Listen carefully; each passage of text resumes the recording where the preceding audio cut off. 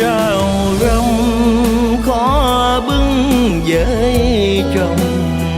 Mình thương nhau sao chẳng nên vợ chồng, đêm buồn dòng sông thở than.